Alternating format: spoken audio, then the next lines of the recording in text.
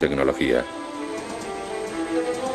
Fracasados los intentos de los satélites espías y los agentes de campo, la agencia recurrió a una unidad gubernamental altamente clasificada de espías videntes por si ellos podían ayudar a localizar el avión desaparecido. La idea de utilizar lo paranormal en el espionaje no fue bien acogida de forma inmediata. La comunidad científica oficial, a nivel casi universal, lo consideraba una tontería. Principalmente porque hay muchos farsantes y charlatanes por ahí. Cuando empezamos a proporcionar resultados, la gente pensó que nos estaban engañando o que los experimentos no eran fiables. Aún así, el gobierno de los Estados Unidos había estado adiestrando y utilizando videntes como espías desde el comienzo de la Guerra Fría.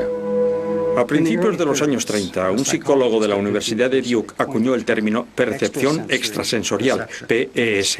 El término utilizado actualmente es el de visión remota.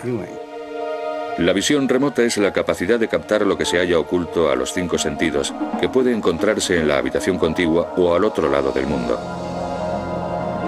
Las visiones más certeras se producen cuando la posibilidad de distracción es mínima. Descubrimos que el mejor entorno para llevar a cabo la visión remota era una habitación de un color totalmente homogéneo y sin objetos en su interior. La llamamos la sala gris. Era gris, con aislamiento acústico y las luces de una intensidad específica.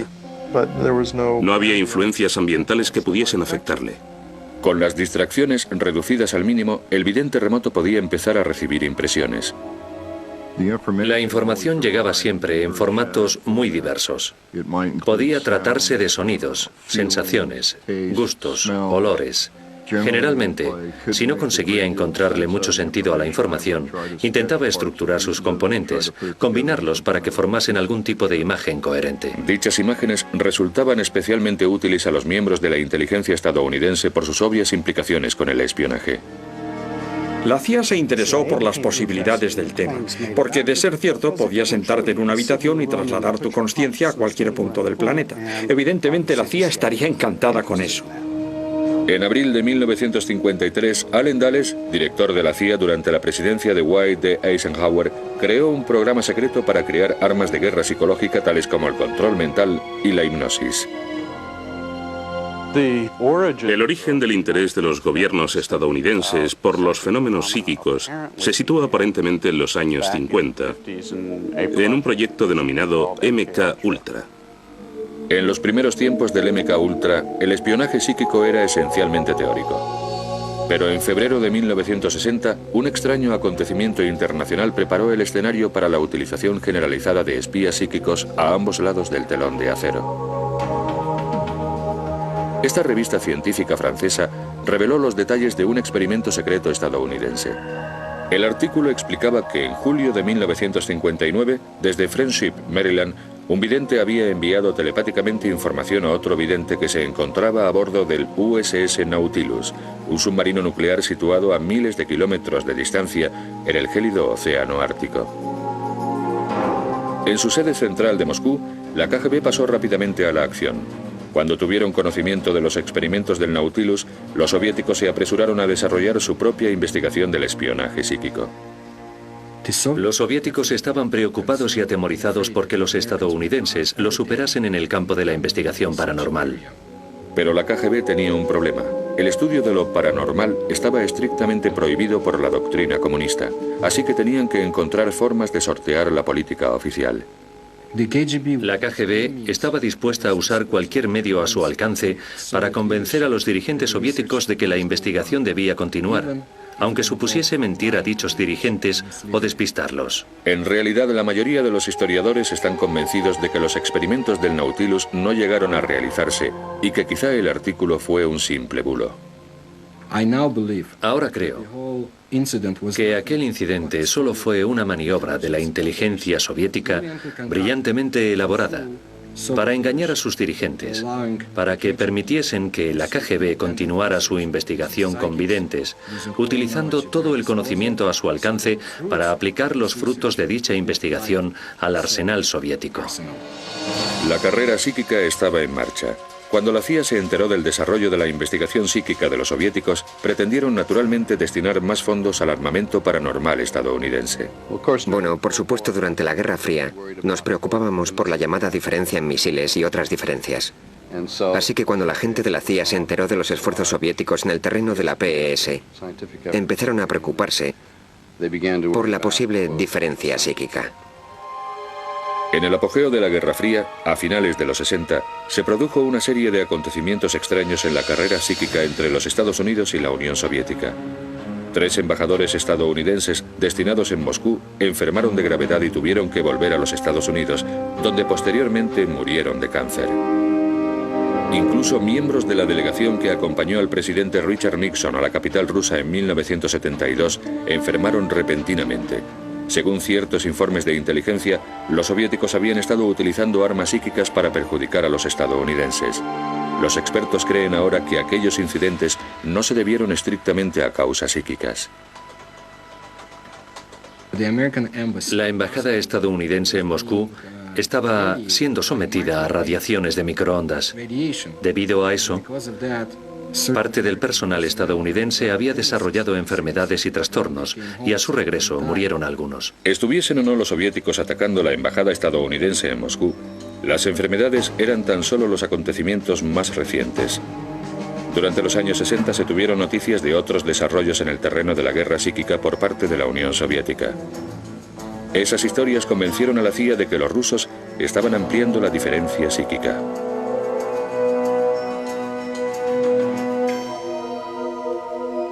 La agencia respondió y no tardó en poner en nómina a un físico californiano que llevaba a cabo una investigación científica sobre los fenómenos paranormales. A continuación veremos cómo este científico ayudó a un espía psíquico a penetrar en una instalación nuclear soviética situada al otro lado del mundo, sin siquiera salir de su laboratorio.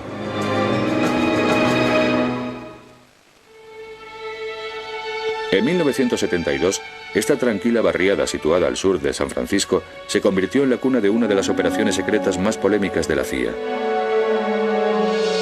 Durante más de 20 años, videntes civiles y militares fueron reclutados en todo el país para su adiestramiento en el SRI, el Instituto de Investigaciones de Stanford, situado en Palo Alto, California.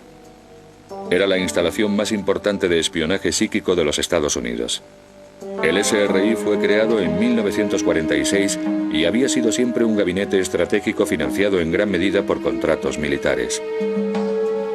Pero en 1972 diversificó sus actividades dedicándose a temas poco convencionales cuando un científico, el Dr. Harold Patoff, elaboró una propuesta para una revolucionaria investigación de la física de los sistemas vivos.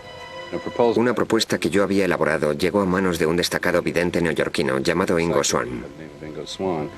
Leyó mi propuesta y me escribió una carta en la que decía: si le interesa la física de los sistemas vivos, debería investigar a los videntes. Pese a su escepticismo, el Dr. Patoff invitó a Ingo Swann a que visitase las instalaciones del SRI. Así empezó una colaboración que cambió la historia del espionaje psíquico. Ingo Swann es un artista, antiguo empleado de Naciones Unidas, que sirvió en el ejército en Corea. Un individuo con mucho talento. Pero además de todo lo anterior, posee también capacidades extrasensoriales. El SRI desarrolló una serie de pruebas para determinar si los presuntos poderes psíquicos de Swann eran reales. Empezamos por lo más evidente, es decir, esconder objetos en cajas y en sobres y preguntarle al vidente de qué objetos se trataba. En esa época trabajábamos principalmente con Ingo Swann. Un día llegó y me dijo: ¿sabe? Esto es trivial.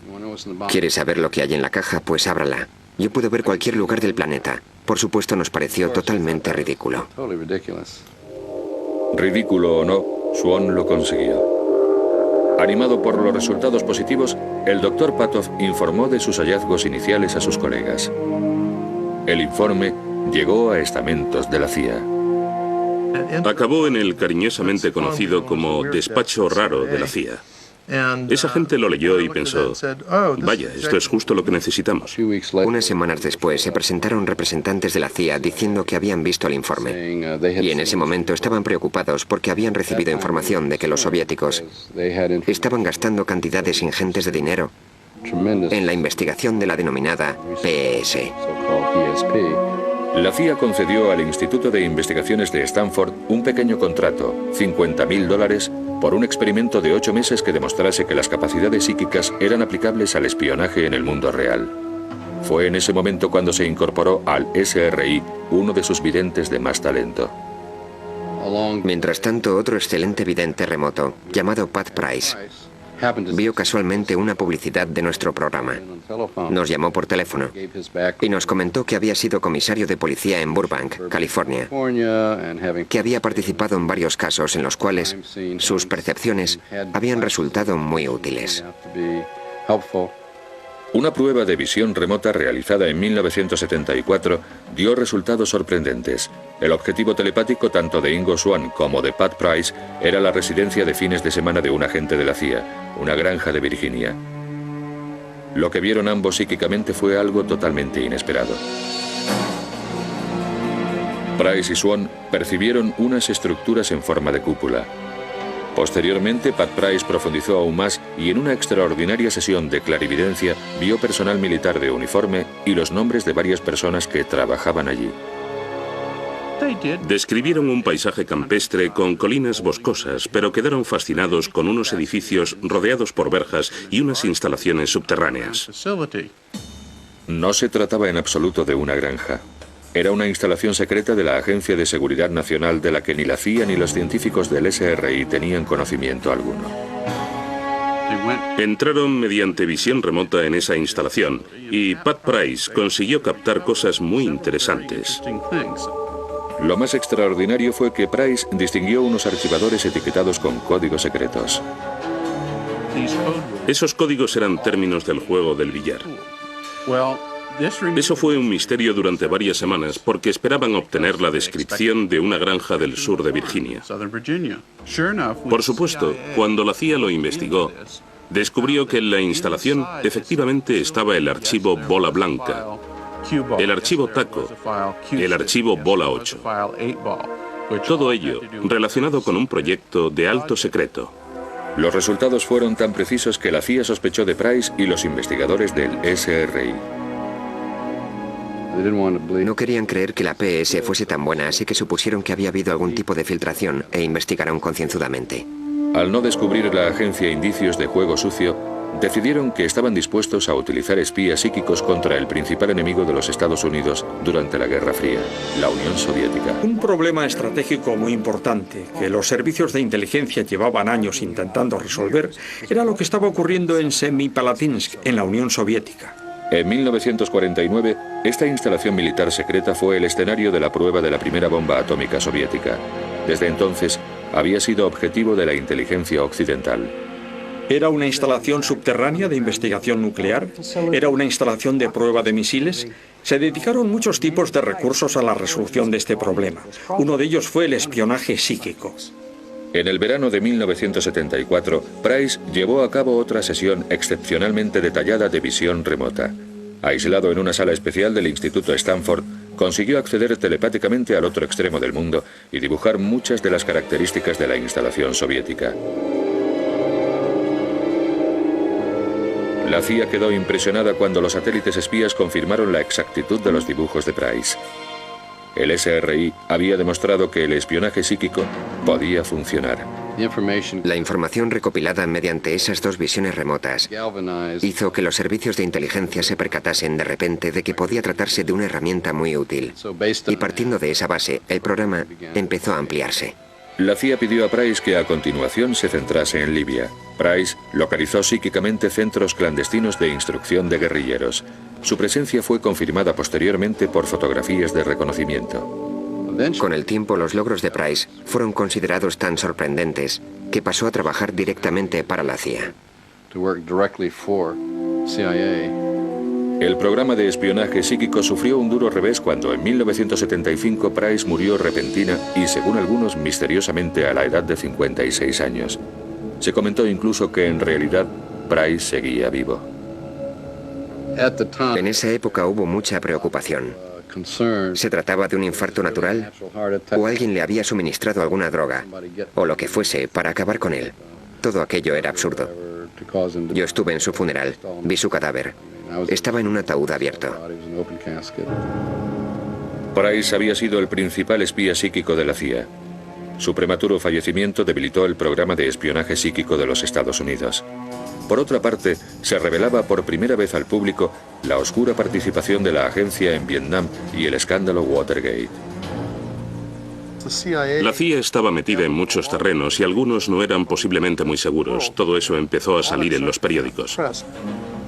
La agencia se vio presionada para ceder su control directo sobre las operaciones de espionaje psíquico. Con el Congreso y la prensa investigando a la CIA, su director William Colby no tuvo más remedio que hacer limpieza. Ordenó a todos los que participaban en proyectos extraños que se librasen de todo lo que pudiera resultar polémico, raro o especial. Por supuesto, la visión remota entra de lleno en esas categorías, así que la CIA tuvo que descartar el proyecto. Sin embargo, ahí no acabó el apoyo gubernamental a la visión remota. A finales de 1975, el programa pasó a manos de una poco conocida pero poderosa rama del estamento militar denominada DIA, Agencia de Inteligencia para la Defensa. La DIA creó una nueva unidad de espionaje psíquico en Fort Meade, Maryland. Durante los 20 años siguientes, la DIA utilizó varios nombres en clave, incluyendo Grill Flame, Sam Strick y Scanate. Pero actualmente Stargate es el principal nombre asociado a las aventuras estadounidenses en el terreno del espionaje psíquico. La mayor parte de los cientos de misiones de espionaje de Stargate permanecen clasificadas. A continuación, el más sagaz de los espías psíquicos nos revela varias operaciones secretas, incluyendo su papel especial en la localización de un general de la OTAN secuestrado. Fort Meade, Maryland, está situado al norte de Washington, D.C. Fue en esta base militar, dentro de este modesto bungalow, donde la Agencia de Inteligencia para la Defensa adiestraba secretamente a sus videntes para que espiasen para los Estados Unidos. Stargate era una unidad a disposición permanente de todas las agencias gubernamentales que requerían sus servicios psíquicos. Participó en todos los conflictos importantes de los Estados Unidos, desde unos años antes de la crisis de los rehenes de Irán de la década de los 70 hasta después de la Guerra del Golfo en los 90. Los espías psíquicos jugaron también un papel estratégico vital al contribuir a determinar lo vulnerable que era Estados Unidos al espionaje psíquico de otras naciones. Dentro de los servicios de inteligencia del ejército, estábamos especialmente interesados en la evaluación de amenazas. Según el tipo de información que lográsemos obtener, cabía suponer que los soviéticos, mediante las mismas prácticas, podrían obtener la misma información de nosotros. Se estableció un perfil de capacidades psíquicas potenciales y reclutaron hombres y mujeres de todos los departamentos militares. La conclusión a la que se llegó durante el programa era que la disposición para la visión remota como talento natural se parecía bastante a la disposición para la música. Si un recluta tenía éxito en la actividad a la que se dedicase, si era un líder nato, si tenía confianza en sí mismo y dotes artísticas, entonces era un buen candidato. Uno de los oficiales de inteligencia que se presentó al programa para someter a prueba sus talentos para la visión remota fue Joe McMoneagle. Resultó ser un vidente remoto nato. Joe McMoneagle era militar de carrera y veterano de Vietnam. En mayo de 1977, mientras estaba destinado en Fort Meade, recibió la oportunidad de convertirse en espía psíquico. Cuando empecé a hacer visión remota, no tenía ni idea de lo que iba a pasar. Pero al cabo de un tiempo, empecé a prestar mucha más atención a la forma en que procesaba la información dentro de mi cabeza, en vez de a lo que ocurría en el exterior. Los responsables de Stargate descubrieron muy pronto lo precisas que podían ser las capacidades psíquicas de McMoneagle. En una de múltiples pruebas, le pidieron que encontrase a un agente de la CIA al que habían enviado a un lugar desconocido. Lo único que sabía Joe es que esa persona se encontraba en algún lugar del área continental de los Estados Unidos, nada más. Joe empezó a dibujar lo que veía en su mente. Docenas de molinos de viento en una colina. Resultó que el agente había ido al laboratorio Lawrence Livermore, situado en el norte de California. Su ruta pasaba por una granja eólica cercana. Y Joe logró una precisión del 75%. Joe consiguió el 75% de lo que nos pedía el cliente. La precisión de los dibujos de McMoneagle sorprendió a todos los participantes en la prueba, incluyendo al propio Joe. Quedé anonadado cuando empecé a probar con la visión remota. Pensé, esto va a ser interesante, podría ser divertido. Pero cuando describes algo que no has visto jamás y después vas a visitarlo y descubres que no estabas totalmente en lo cierto, eso tiende a cambiar tu concepto de la realidad. Para probar más a fondo la fiabilidad del espionaje psíquico, dieron intencionadamente a McMonigle pistas falsas. Le mostraron una fotografía aérea de un hangar. Cabía esperar que un vidente que contemplase esa foto supiera que había aviones en el interior y tendiese a hacer dibujos de aeronaves. En realidad lo que dibujé fueron planos transversales del carro de combate XM-1. El carro de combate XM-1 era una nueva arma secreta recientemente añadida al arsenal de los Estados Unidos. Y era ese carro y no aviones lo que había en el hangar. Hizo unos dibujos, yo los he visto y son fabulosos. La sesión fue todo un éxito. Describió todo aquello a la perfección. Los directores del proyecto quedaron horrorizados de que alguien pudiese obtener tanta información sobre el producto en el que estaban trabajando. Con sus capacidades como vidente ya demostradas, McMonigle fue solicitado regularmente para importantes misiones de espionaje. Una de dichas operaciones estaba relacionada con la crisis de los rehenes de Irán. En noviembre de 1979, unos ciudadanos estadounidenses fueron secuestrados y desalojados de la Embajada de los Estados Unidos en Teherán. El ejército encargó a McMonigle la tarea de colaborar con un destacamento especial denominado Enclave Desierto 1 que preparaba un asalto para liberar a los cautivos. Trabajamos en el caso de los rehenes de Irán durante muchos meses. Casi toda la información que pudimos proporcionar era la que podría considerarse necesaria en una situación con rehenes. Trabajando junto a otro agente, McMonigle proporcionó valiosa información sobre dónde mantenían a los rehenes y cuándo los trasladaban. Joe describía las imágenes que le llegaban mientras su colega anotaba los detalles. En la madrugada del 25 de abril de 1979, utilizando la información obtenida por McMonigle y mediante procedimientos tradicionales, el Comando Desierto 1 partió hacia Teherán. Pero la incursión terminó prematuramente en un terrible accidente en el desierto, 160 kilómetros al sur de la capital iraní. Cuando los rehenes fueron por fin liberados e interrogados en enero de 1981, la exactitud de las visiones remotas de McMonigle quedó confirmada. En otoño de 1979 surgió otra importante misión.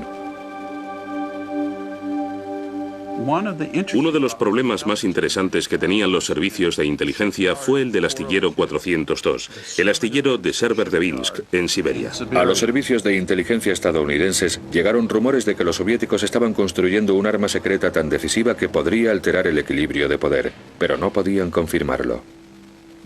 Mediante los recursos de vigilancia convencionales, se podía detectar el envío de suministros, la actividad de chimeneas industriales, las entradas y salidas de trenes en el edificio, pero no se sabía lo que estaban construyendo los soviéticos. Podía ser un submarino, un portaaviones, un acorazado, nadie lo sabía. Joe McMonigle empezó centrando su atención en el astillero. Localizó algo en un clima frío, con grandes edificios en lo que parecía una zona industrial. El coordinador dijo, eso es correcto. Entonces sacó de un sobre grande una fotografía satélite del astillero 402 y dijo, no interesa este edificio. Y señaló específicamente un gran edificio situado a unos 100 metros de la costa helada. McMonigle dirigió entonces sus miradas psíquicas al propio edificio. Sesión tras sesión fue describiendo fogonazos luminosos y docenas de hombres trabajando en una enorme estructura. La estructura resultó ser un submarino distinto a todos los existentes hasta entonces. Probablemente se reunió más información sobre ese submarino en concreto que sobre cualquier otro submarino portador de misiles balísticos en la historia de la humanidad. Lo que McMonigle vio telepáticamente era el tipo de submarino más grande y novedoso del mundo, la clase Tifón. Era capaz de lanzar misiles cruceros, algo que se consideraba imposible en esa época.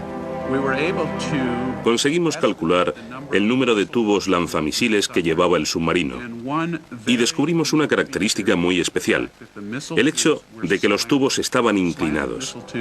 Eso significaba que el submarino no tenía que detenerse para lanzar sus misiles, podía hacerlo en marcha.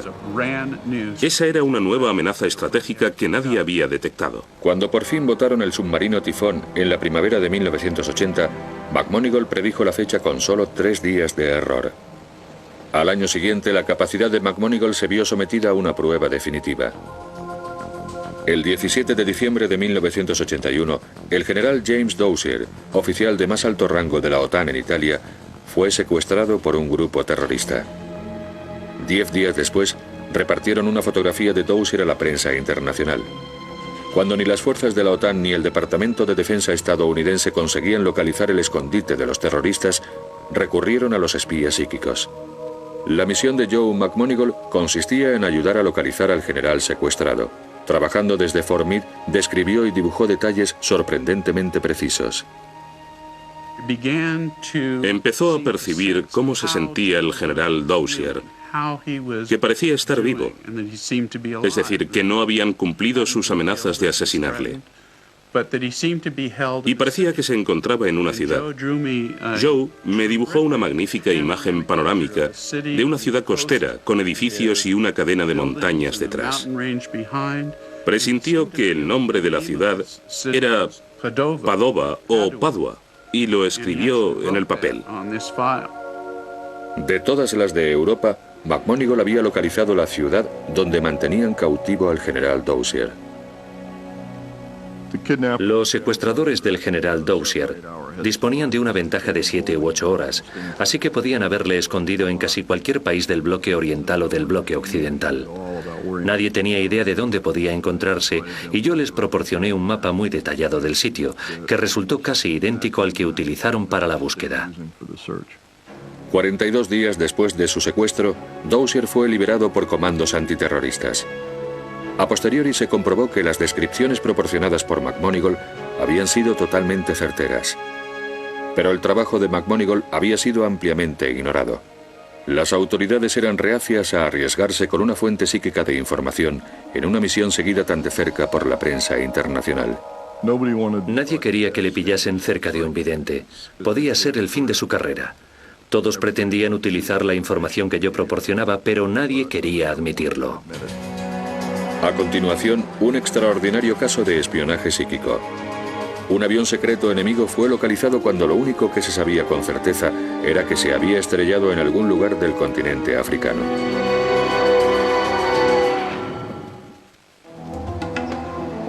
Durante la larga historia del espionaje psíquico estadounidense, fue quedando cada vez más claro que la visión remota no era la única habilidad psíquica que servía para espiar. Personalmente prefiero la visión remota, porque la información que proporciona es mucho más estructurada y utilizable. Pero hay otras técnicas y otros métodos igualmente valiosos. Probablemente el segundo en utilización sea la radiestesia. La radiestesia es el antiguo arte de utilizar una vara para localizar agua. Utilizada por un vidente, la vara era sujetada por ambos extremos y cuando se encontraba agua temblaba y empezaba a apuntar hacia el suelo. En el terreno del espionaje, los psíquicos utilizaban otro tipo de herramienta para localizar objetivos en todo el mundo. El vidente sostiene el cordel sobre el mapa y se concentra en el objeto determinado. Una vez localizado, la herramienta divinatoria oscila hacia las coordenadas del objetivo. Esta técnica se denomina radiestesia en mapa.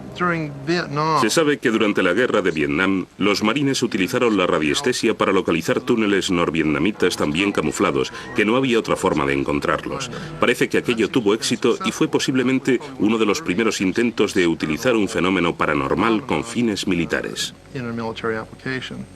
La radiestesia en mapa se enfrentó a un gran reto desde el principio de la historia de su programa de desarrollo.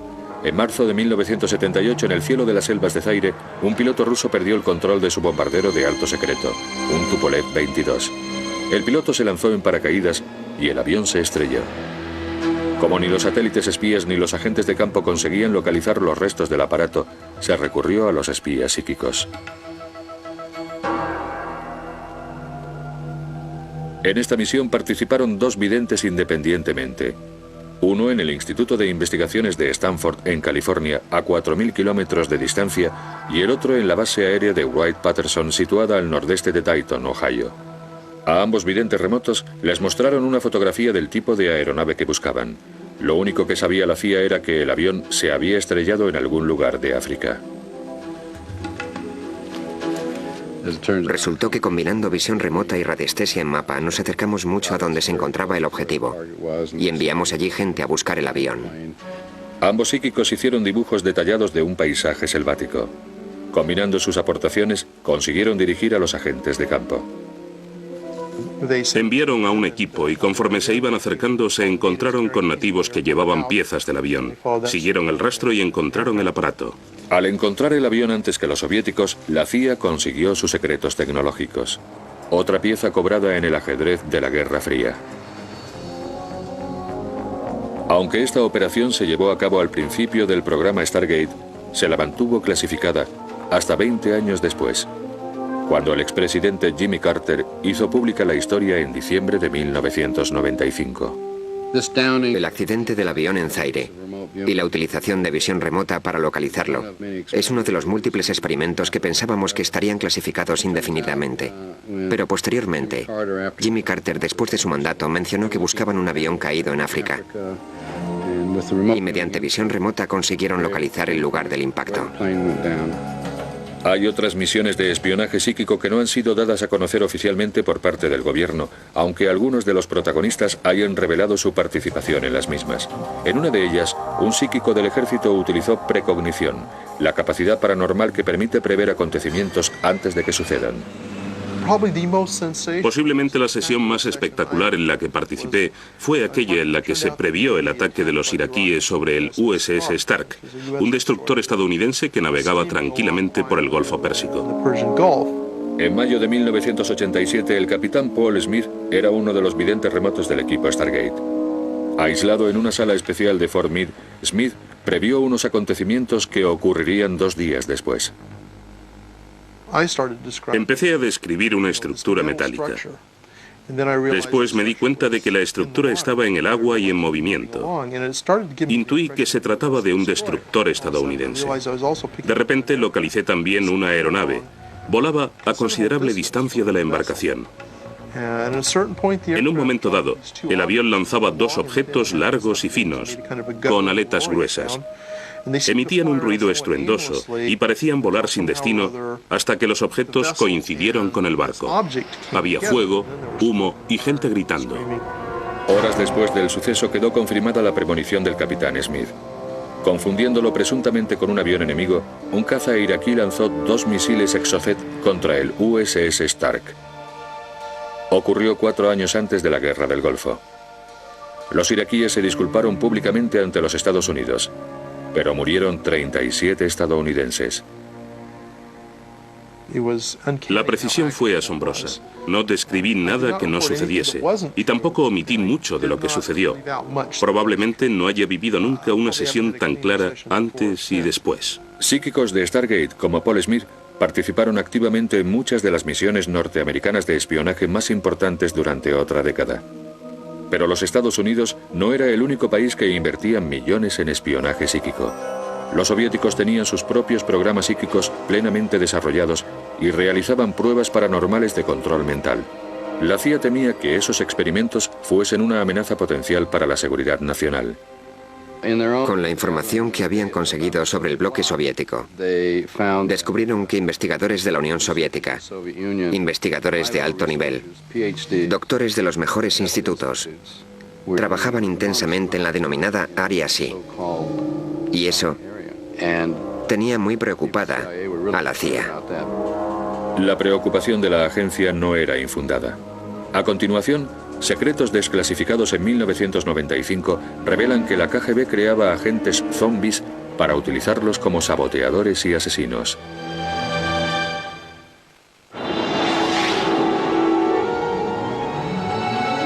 Durante la Guerra Fría, la Unión Soviética desarrolló agresivamente sus propios programas de guerra psíquica. Los rusos sentían una fascinación por lo paranormal que se remontaba a la época de los zares. Después de la revolución de 1917, experimentaron con PES, control mental y precognición. Aquello cambió con la llegada al poder de Joseph Stalin en 1928.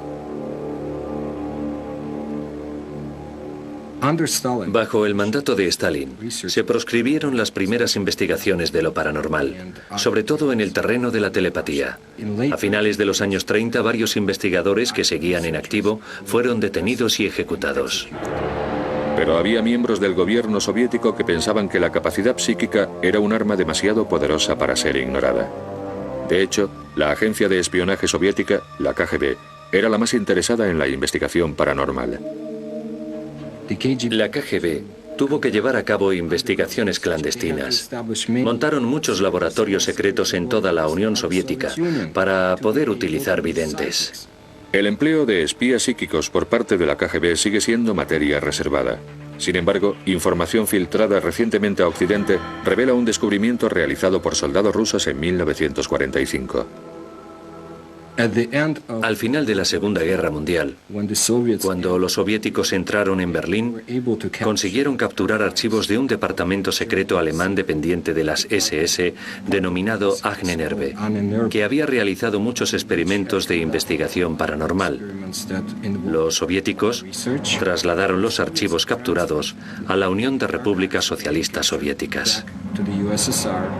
Estos son los archivos alemanes que la inteligencia rusa conserva aún en Moscú. Recientemente, los servicios de inteligencia occidentales han descubierto que la KGB utilizó la investigación nazi para desarrollar armas psicotrónicas. Los soviéticos habían aprendido a aplicar su poder psíquico a los objetos físicos. Hay muchas clases de armas psicotrónicas. La más famosa, el denominado generador psi, se basa en la energía electromagnética. Mediante la utilización de ondas electromagnéticas, un agente de la KGB podría inculcar pensamientos a determinada persona para que lleve a cabo ciertas acciones, como sabotaje o robar documentos. Las armas psicotrónicas son compactas y portátiles. Fueron diseñadas para ejercer una influencia psíquica en seres humanos y utilizadas por los soviéticos principalmente en sus propios soldados y agentes secretos. Tras la muerte de Stalin en 1954, la KGB se volvió aún más agresiva en su investigación de lo paranormal. Otra forma de poder psíquico que pretendían dominar era la psicoquinesis. El gobierno federal nos preguntó, ¿podemos trasladar objetos centrando nuestra atención? Y básicamente no podíamos en la época de Stargate. Quizá la Unión Soviética tuviera un espectro más amplio que nosotros.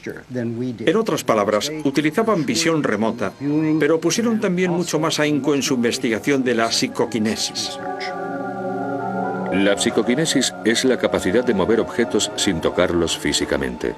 Es el arma psíquica definitiva.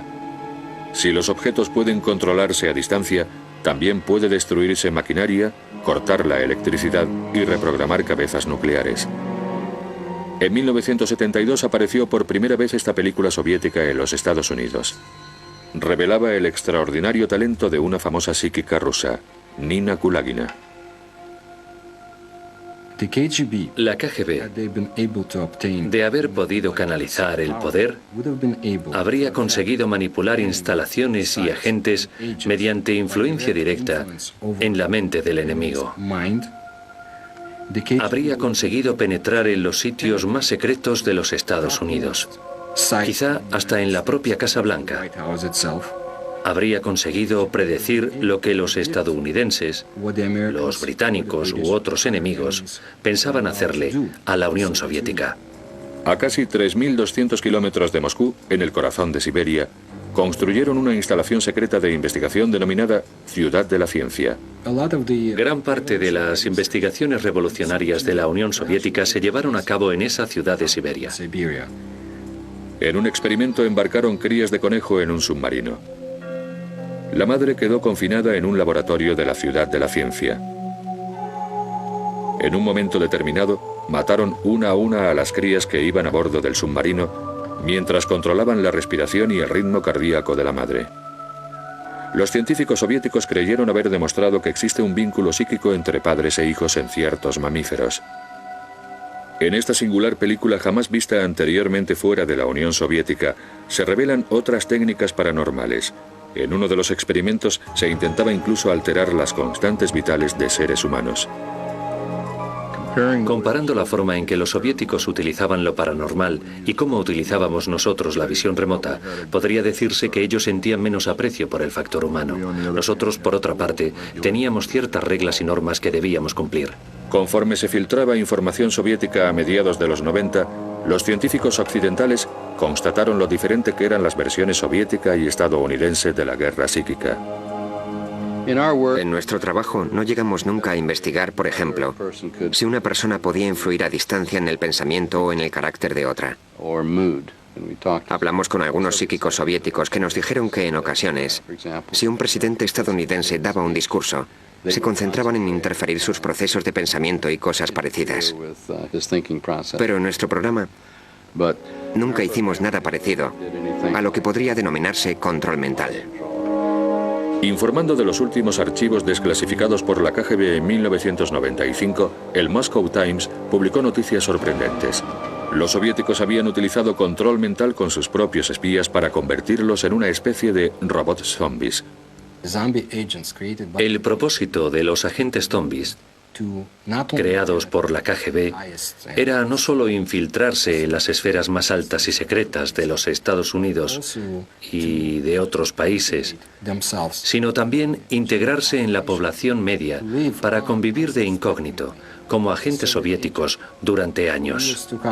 Estos agentes programados estarían dispuestos a ejecutar cualquier orden, incluso la de asesinar.